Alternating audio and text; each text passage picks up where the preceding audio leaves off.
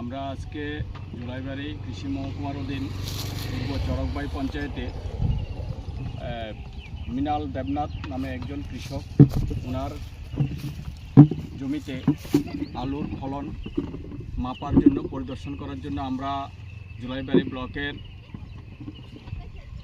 মাননীয় চেয়ারম্যান শ্রী তাপস দত্ত মহোদয় এবং বিএসসি চেয়ারম্যান শ্রী অশোক কুমার মহোদয় এবং অন্যান্য স্টেট লেভেল আমাদের অফিসারবৃন্দ এবং এখানকার অত্র এলাকার কৃষকরা সবাই এখানে আমরা আজকে সমাগম হয়েছি রাজ্যভিত্তিক আলুর ক্রপ কাট করার জন্য। এআরসি পদ্ধতিতে যে আলু সেটার ক্রপ কাট করার জন্য আমরা এখানে উপস্থিত হয়েছি। আজকে এই মৃণাল দেবনাথের জমিতে আমরা এসে এখানে প্রায় 7 রকম টোটাল 7 প্রকার আলুর জাত, এআরসির 7 প্রকার আলুর জাতের আমরা ক্রপ কাট করেছি।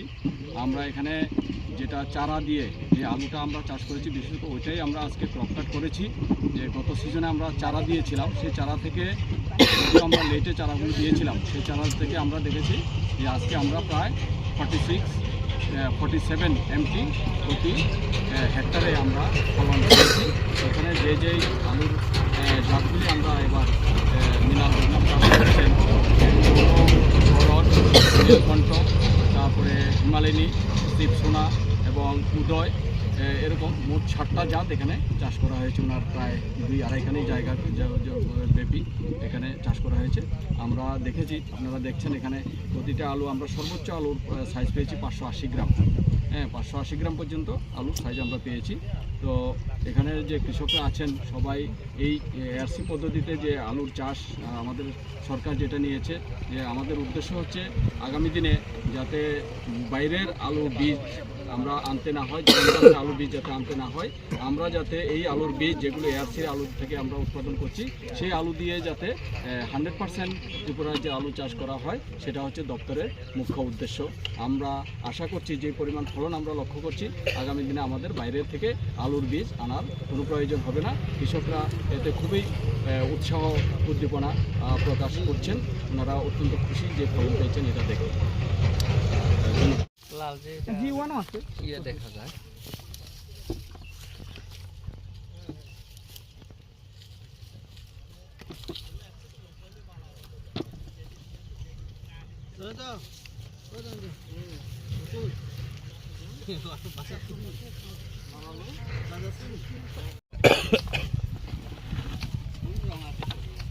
ক্ষেতের থেকে ডাইরেক্ট কেউ কোল্ড স্টোরেজে আলু পাঠায়ও না, আপনারা কেউ পাঠাবেন না। আগে ঘরে কিছুদিন রাখবেন, রাখি তারপরে শুকাইয়া টুকাইয়া যেটি ম্যাচিউড আলু এটি কোল্ড স্টোরেজে পাঠায় না, তাহলে এটি পচা ধরবে।